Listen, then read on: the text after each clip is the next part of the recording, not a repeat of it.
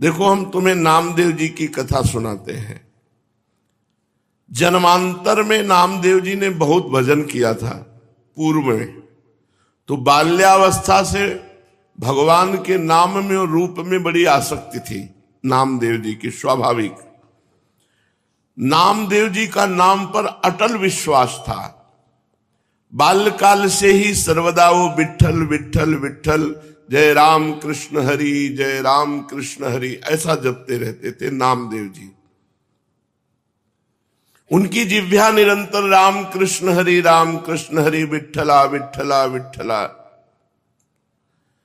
बाल्यावस्था में उनके सरल विश्वास और व्याकुलता पूर्वक आवाहन से ठाकुर जी मूर्ति में नहीं टिक पाए, साक्षात प्रकट हो गए। एक बार ये अपने नाना जी के पास रहते थे। इनका प्रादुर्भाव भी किसी पुरुष से नहीं हुआ, माता का गर्भ रहा और आप प्रकट हो गए। पूर्व जन्म के कोई बहुत बड़े भजनानंदी महापुरुष थे। इनकी माता जी बाल्यकाल में अपने पिता से अर्थात नामदेव जी के नाना से पूछा कि मेरा पति कौन है, तो उन्होंने ठाकुर जी को बताया, ये ठाकुर जी आपके पति हैं। तो बाल्यावस्था से उन्होंने दृढ़ निश्चय करके वैसे ही व्यवहार जैसे एक नवकिशोर पुरुष से किया जाता है, वैसे ही ठाकुर जी पर दृष्टि रखना, और वो दृष्टि माधुर्य भाव से रखना, श्रृंगार भाव से, कांता भाव, प्रभु मेरे पति हैं। जब ये नवयुवती हुई तब इन्होंने प्रभु से कहा कि मेरी मांग है कि मेरे संतान हो अब आपसे, जब आप हमारे पति हो तो आप हमारे संतान प्रदान करें। तो अनंत ब्रह्मांड जिनके संकल्प से प्रकट हुए, उन्हीं भगवान के संकल्प से नामदेव जी महाराज गर्भ में आ गए। अब जब गर्भ बढ़ने लगा तो आपस में लोगों की चर्चा हो रही, देखो सयानी लड़की का ब्याह न हो करने से यही दुर्गति होती है।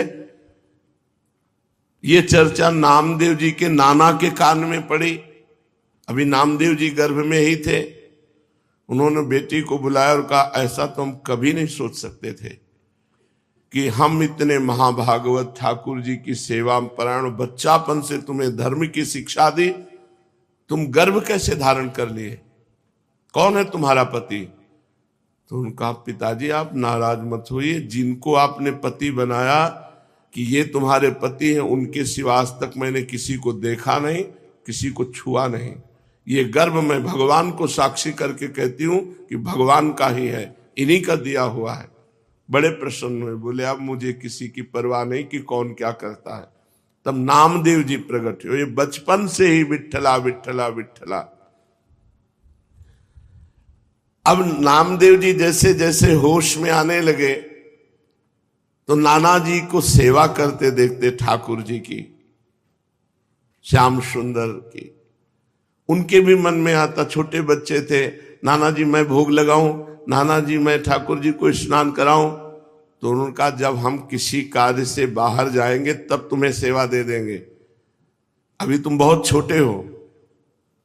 थोड़ी देर में फिर आते, नाना जी देखो मैं बड़ा हो गया। बोले एक दिन में थोड़ी बड़ा हो जाता है, अभी थोड़ा और समय लगे। दूसरे दिन फिर, अब नाना जी बड़ा हो गया।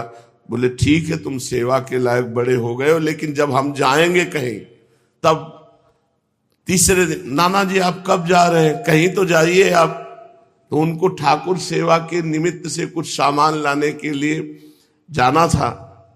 तो कहा, देखो बच्चापन मत करना, हमारे ठाकुर जी भूखे ना रह जाएं, उनको दूध पिलाओ, भोग सामग्री। बहुत प्यार से ठाकुर सेवा की जाती है। अरे भोग रख दिया, पर्दा लगा दिया, ऐसे नहीं हमारे यहाँ किया जाता। पर्दा भी लगा दिया तो पर्दा के अंदर आप बैठो, एक हाथ में पंखा हो और एक हाथ से ऐसे पवाते जा रहे हो। लाड़िले हैं, राजकुमार हैं, हमारे प्राण प्यारे हैं, अपने यहाँ ऐसे ही भोग लगाते हैं राधा पी जी को। एक लोग बैठो, पद सुनाओ, दूसरा पवाओ। उनको ऐसे गान बजान के से दुलार करके पाओ। कोई भूखे थोड़ी है, तुम्हारे भाव के भूखे। 45 मिनट भोग लगता है कम से कम, ऐसे पवाया जाता है।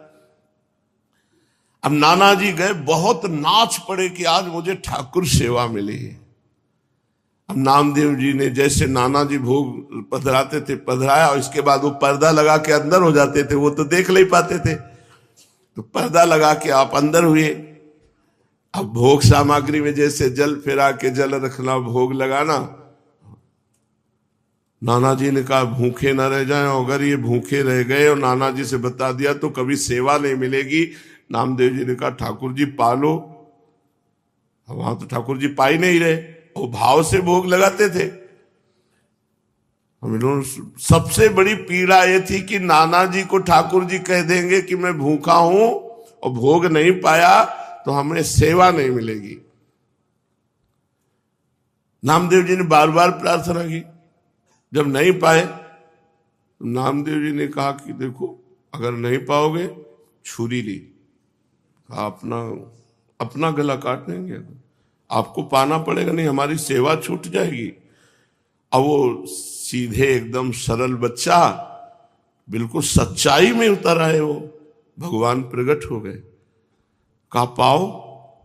बोले हम रोज वैसे ही पाते थे जैसे तुम पर्दा लगा दिया, हम ऐसे भाव से पा लेते थे, तुम तो जबरदस्ती कर। बोले नहीं, पूरी थाल का पाओ। जब शिकायत करोगे नाना से कि हमें वो ठाकुर जी बातचीत कर रहे, अपने हाथ से नामदेव जी दूध पिला रहे ठाकुर जी को, तो अत्यंत व्याकुलता और सत्य भाव कि ठाकुर जी हैं, ठाकुर जी को प्रकट होना पड़ा और दुग्ध पान किया। बड़ी प्रसिद्धि नामदेव जी की, नाम का प्रकाश। भगवान विट्ठल उस दिन से रोज वार्ता करते थे नामदेव जी से। एक बार काशी आदि तीर्थों की यात्रा करके निवृत्तिनाथ, ज्ञानेश्वर, सोपान देव, मुक्ताबाई, नामदेव और गोरा कुम्हार जी के घर ये सब बड़े बड़े संत बैठे हुए थे। समस्त साधुजन गोरा कुम्हार भी बड़ी ऊंची के स्थिति के महात्मा थे। तो उनके यहां एक थापी पड़ी हुई थी जिससे मटकी को गोल किया जाता है। मुक्ताबाई ने ऐसे थापी उठाई और गोरा कुम्हार से कहा चाचा जी ये क्या वस्तु है? गोरा कुम्हार जी ने कहा ये थापी है।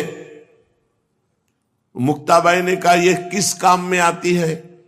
गोरा कुम्हार ने कहा इससे मिट्टी के घड़े को ठोक ठोक करके देखा जाता है कि पक्का हो गया कि कच्चा भी है। मुक्ताबाई ने कहा अच्छा, इससे देख करके पता चलता है पीट करके कि घड़ा पक्का है या कच्चा? तो मैं देखूं घड़ा पक्का है कि कच्चा? तो उनका देख लो। उन्होंने समझा घड़े की बात। उन्होंने ज्ञानदेव, सोपान देव, एकनाथ जी, बड़े बड़े भक्त जो बैठे थे सब कैसे थापी मारी, कोई नहीं बोला। जब नामदेव जी के थापी मारी तो उन्होंने कहा ये क्या है, ये क्या खिलवाड़ कर रहे, सर पे थापी मार। बोले चाचा ये घड़ा कच्चा है। ये बोल पड़ा ये घड़ा कच्चा है। तो सब संत हंस दिए और गोरा कुम्हार जी भी हंस दिए और कहा अच्छी बात है, कच्चे हैं नामदेव। गोरा कुम्हार ने जब कहा कि हां कच्चा, तो नामदेव जी को बड़ा सकुच लगा, एक अपमान जैसा प्रतीत हुआ और वे क्रुद्ध हो गए। उन्होंने कहा दोबारा थापी हमारे माथे पे मत मार देना। और सब लोगों ने हमें कच्चा क्यों कहा? यह अन्यायपूर्ण क्रिया साधु होकर के ऐसा थोड़ी किया जाता है, नामदेव जी ने कहा। गोरा कुमार और अन्य साधुओं के मस्तक पर जब थापी थप थप करके लगी तो किसी ने नहीं बोला, लेकिन नामदेव जी को गुस्सा आ गया और नामदेव जी ने ऐसा बोला। गोरा कुम्हार जी ने कहा यह कच्चा घड़ा पक्का है, मतलब इसमें संशय नहीं है, नामदेव जी कच्चे साधु हैं। अब उनको और सब संतों के बीच में ऐसा जब कहा तो हृदय में बड़ा चुभा। नामदेव बुरा मत मानना, तुम भक्त अवश्य हो, इसमें कोई संशय नहीं, पर अभी तुम्हारे अभिमान को कोई चोट नहीं पहुंचाया, अभी तुम्हारा अभिमान सुरक्षित है, इसलिए तुम कच्चे साधु हो। ठाकुर जी के पास वो एकांत में गए विट्ठल भगवान से, और विट्ठल भगवान से कहा कि सब लोग हमको कच्चा कह रहे हैं, तो मैं कहां से कच्चा हूं? कह रहे तुम्हारे अंदर अभिमान है। हमने वहां सभा में पूछा कि तुम कैसे कह सकते हो मैं कच्चा हूं? तो हमें जब भगवान साक्षात हमसे बात करते हैं तो कच्चा कैसे? तो उन्होंने कहा तुम निगूढ़ा हो, तुमने अभी तक गुरु नहीं बनाया इसलिए तुम कच्चे हो। तो मैं आपसे ये पूछ रहा हूं कि गुरु का कार्य क्या होता है? आपसे मिला देना हो। आप रोज हमसे बात करते हो तो हमें गुरु की क्या आवश्यकता है? नामदेव जी ने कहा। नामदेव जी अत्यंत दुखी पंढरपुर भगवान श्री विट्ठल जी से ऐसी जब प्रार्थना की तब विट्ठल भगवान ने कहा कि जो संतों ने निर्णय किया वो सच्चा निर्णय किया है, तुम अभी कच्चे हो। अब तो और जलन पैदा हो गई। अभी तक तो संत कह रहे थे, भगवंत भी कह रहे हैं, तो प्रभु बताओ मैं पक्का कब होऊंगा? क्योंकि मैंने आपके सिवा किसी को कुछ नहीं माना, आप ही सब कुछ हमारे हो। देखो, जब तक तुम गुरु को स्वीकार नहीं करोगे तब तक तुम चाहे हमारे गले लगो, हमसे बात करो, हमारे संग खेलो, तो भी तुम कच्चे ही रहोगे। हम तुम्हारे साथ सदैव रहते हैं, किंतु इस पर भी तुम्हें किसी मनुष्य देहधारी पुरुष को गुरु रूप स्वीकार करके उसके सम्मुख साष्टांग दंडवत होकर उसकी शिक्षा ग्रहण किए बिना तुम पक्के साधु नहीं हो सकते। क्योंकि तुम्हारा अहंकार जो कहते सुरक्षित है। जब गुरुदेव के चरणों में साष्टांग लौटोगे और उनके वचन सुनोगे तब तुम्हारा अहंकार नष्ट होगा। अतएव तुम गुरु का वर्ण करो। तो नामदेव जी ने कहा कि प्रभु मैं कहां गुरु खोजूं, किसको गुरु बनाऊं? तो कहा जाओ, सामने जंगल है, उसमें एक भगवान शंकर का मंदिर है, उसमें एक विशोबा खेचर नाम के महापुरुष पड़े हुए हैं, उनको गुरु रूप में वरण कर लो। वहां गए, बड़ी विचित्र दशा देखी। वो बड़े अवधूत कोटि के महापुरुष भगवान शंकर के पिंड पर जो चिन्ह है शिवलिंग, उस पे तो पैर रखे हुए हैं और डेहरी पे सर रखे हुए आराम से सो रहे हैं। नामदेव जी गए, उन्होंने कहा कि इनको क्या गुरु बनाए, ये तो साधारण वैष्णव धर्म को भी नहीं जानते हैं। शिवलिंग पर पैर रखे हैं और डेहरी पर सिर रखे हैं। कहा महात्मा शिव जी से पैर हटाइए। तो आंख खोल के देखा और कहा बेटा जहां शिव ना हो वहां पैर रख दो। इस बात को वो समझ नहीं पाए कि कण कण शिव स्वरूप है, कोई ऐसा कण नहीं जहां शिव ना हो। उन्होंने पैर पकड़ा और हटाया, जे ही हटाया तो वहां दूसरा शिवलिंग, जिधर हटाते उधर शिवलिंग, क्योंकि सिद्ध महापुरुष ओहो चरणों में गिर गए। कहा बेटा कोई कण ऐसा नहीं जहां भगवान ना हो।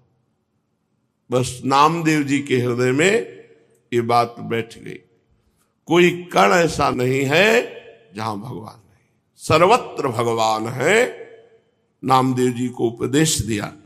नामदेव जी ने विशोबा जी के चरणों में आत्मसमर्पण कर दिया।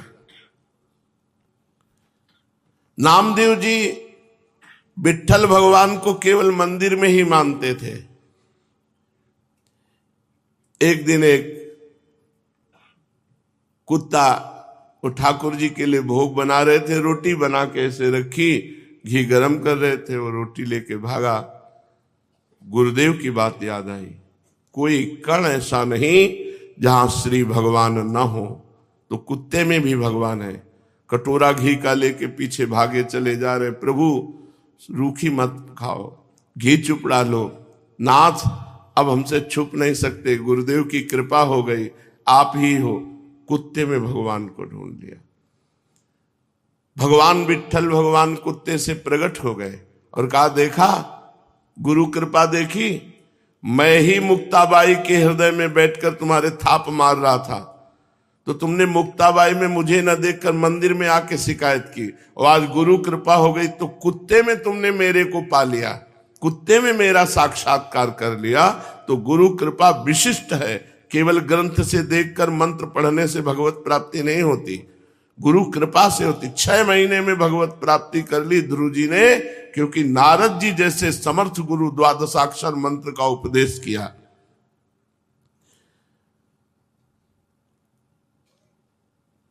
पांडुरंगा के आदेश से नामदेव जी सिद्ध महापुरुष हो गए, सर्वत्र भगवान का। एक बार भूत प्रकट हुआ तो उसमें कहा जय हो लंबकनाथ, बहुत लंबा चौड़ा भूत, उसमें विट्ठल भगवान को देख लिया। नामदेव जी के निरंतर अश्रु चलता रहता और गुरु प्रताप से सर्वत्र भगवान का साक्षात्कार करते। अचित चित ईश्वरहा, चेतन अचेतन सब कुछ भगवान है, ऐसा नामदेव जी को दर्शन होने लगा। व्यास, पाराशर आदि महर्षि गण ने चेतन अचेतन सब कुछ भगवत स्वरूप लिखा, भगवत स्वरूप देखा। इसलिए नित्य गुरु की आज्ञा में रहे। प्रकृति अविकृति विश्वयोनि शुभा नाना वर्णात्मिका अजा त्रिगुण सुनिलया अव्यक्ता निर्व्यापारः परार्था महदमितसु, ऐसी दिव्य माया शक्तियों का पार पाकर वो परम पद का अधिकारी होता है जो गुरुदेव के चरणों का आश्रय ले लेता है। इस प्रकार चेतन अचेतन में सर्वत्र भगवत दर्शन कराने की सामर्थ्य केवल गुरुदेव में है। केवल मंत्र जपने से नहीं होगा कि तुम किसी किताब पुस्तक ग्रंथ से मंत्र ले लो और उसी से जपो और भगवान की प्राप्ति हो जाएगी। हमको ऐसे गुरु की जरूरत है जो आकार रूप धारण करके हमारे सामने हमको उपदेश करें, हमको डांटे, हमको दुलार करें, जिससे हम माया मुक्त हो जाएं। शिष्यस्य तद्दिनम देवी कोटि सूर्य ग्रहे समहा चंद्र ग्रहण कालम ही तद्दिनम वरवर्णिनी गुरोर दर्शन मात्रेण सर्व पापै प्रमुच्यते तत्क्षणात् चलापांगी दानम कुर्याद् विचक्षया।